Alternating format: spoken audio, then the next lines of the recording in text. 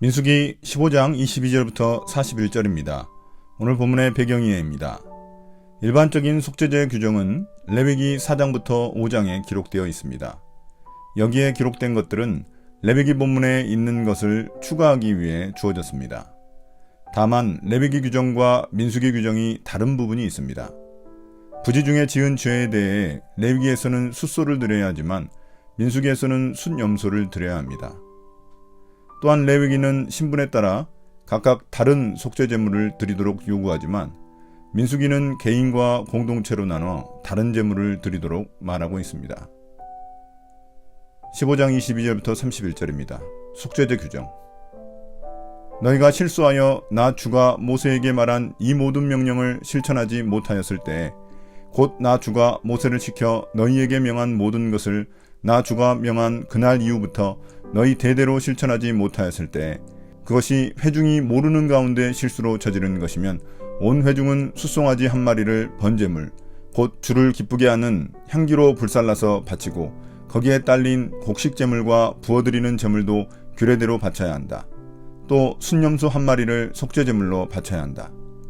이렇게 제사장이 이스라엘 자손 온 회중의 죄를 속하여 주면 그들은 속죄를 받게 된다.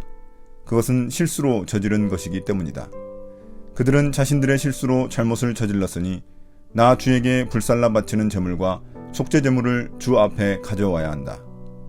모든 백성이 실수로 잘못을 저지른 것이기 때문에 이스라엘 자손 온 회중과 그들과 함께 살고 있는 외국인들이 함께 용서받게 될 것이다.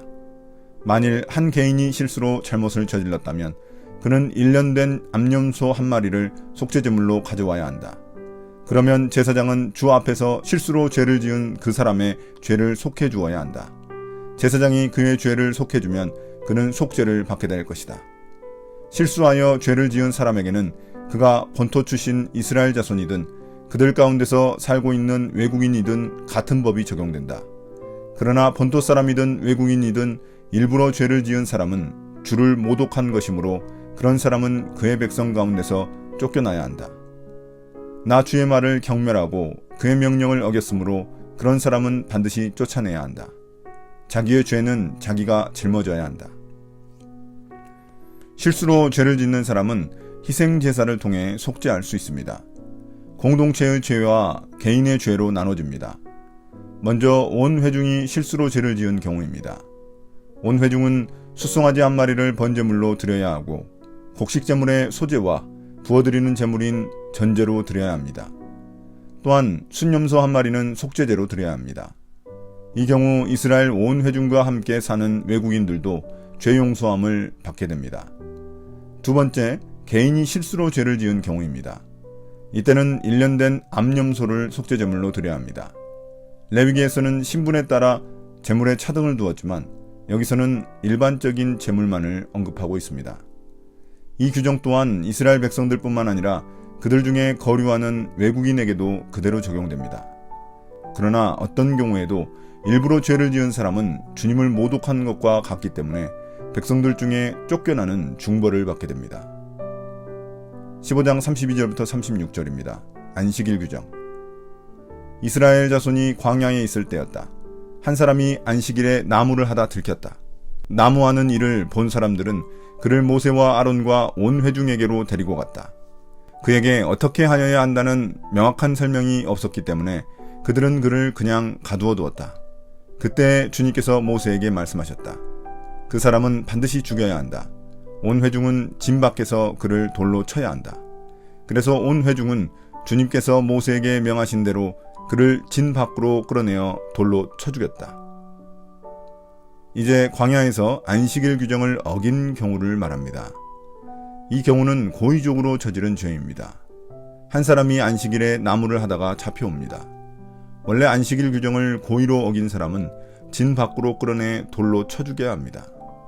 안식일에는 불을 피워서도 안 되고 음식을 만들어도 안 되는데 나무를 한다는 것은 그가 불을 지피려는 의도를 가지고 일을 했다는 의미입니다. 그러나 아직 이에 대한 명확한 처벌 규정이 없어 모세는 우선 그를 가두어 놓았습니다. 이에 대해 주님은 온 회중이 진 밖에서 그를 돌로 쳐서 죽이라고 말씀하십니다. 안식일 규정이 중요한 이유는 이스라엘 백성들의 정체성을 가장 잘 드러내는 규정이기 때문입니다. 안식일을 어기는 것은 하나님을 향한 반역과 같습니다. 진영 밖에서 돌로 쳐서 죽이는 이유도 진영 안이 부정해지면 안 되기 때문입니다. 15장 37절부터 41절입니다. 옷술 규정. 주님께서 모세에게 말씀하셨다. 너는 이스라엘 자손에게 말하여라. 그들에게 일러라. 너희는 대대손손 옷자락 끝에 술을 만들어야 하고 그 옷자락 술에는 청색 끈을 달아야 한다. 너희는 이 술을 볼 수 있게 달도록 하여라. 그래야만 너희는 주의 모든 명령을 기억하고 그것들을 실천할 것이다.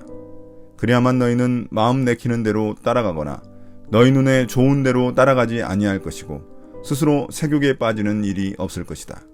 그리고 너희가 나의 모든 명령을 기억하고 실천할 것이며 너희의 하나님 앞에 거룩하게 될 것이다. 나는 주 너희의 하나님이다. 너희의 하나님이 되려고 너희를 이집트 땅에서 이끌어내었다. 내가 주 너희의 하나님이다. 마지막 규정은 백성들의 옷자락 끝에 술을 만들고 청색끈을 달라는 것입니다. 이렇게 함으로써 하나님 백성으로서의 정체성을 기억하게 하시려는 것입니다. 이 장식은 백성들이 하나님의 모든 계명을 기억하고 지킴으로써 자신들의 고귀한 신분에 걸맞는 삶을 살 것을 다짐하는 장치가 되었을 것입니다. 그들은 이 장치를 통해 옷술과 끈을 볼 때마다 자기의 마음과 눈의 욕심을 쫓지 않고 음욕에 빠지지 않게 될 것입니다. 또한 자신들이 하나님의 말씀을 기억하고 준행해야 하는 사람들임을 다시 한번 되새길 것입니다. 오늘의 묵상 포인트입니다. 첫 번째, 하나님은 어떤 분입니까? 하나님은 우리가 하나님 백성으로서의 정체성을 가지고 하나님의 말씀을 기억하고 지키기를 원하십니다. 이스라엘 백성들은 옷술과 청색끈을 통해 날마다 그것을 기억했습니다. 한순간도 말씀을 기억하지 않으면 마음 내키는 대로 눈에 좋을 대로 행하기 때문입니다. 우리는 무엇을 통해 하나님의 말씀을 날마다 기억하고 있습니까? 날마다 하는 묵상이 우리의 옷술이고 끈입니다. 두 번째, 나에게 주시는 교훈은 무엇입니까? 안식일을 어겼다는 이유로 나무하는 사람을 죽이는 게 너무 잔혹해 보일지 모릅니다. 그러나 안식일은 이스라엘 백성들이 자신들의 정체성을 지키기 위한 중요한 날이었습니다. 본보기가 필요했던 것입니다. 고대 사회에서는 쉼은 신만이 누리고 인간은 노예처럼 일만 하는 존재로 여겨졌습니다. 그런데 하나님의 백성은 쉼을 통해 하나님의 백성임을 기억하게 하신 것입니다. 이제 우리는 주일을 통해 그 안식을 얻는 존재임을 기억합시다. 오늘의 기도입니다. 주님, 날마다 말씀을 기억하기 위해 묵상합니다. 단 한순간도 하나님 말씀 없이는 살아갈 수 없는 존재임을 고백합니다. 예수님 이름으로 기도드립니다. 아멘.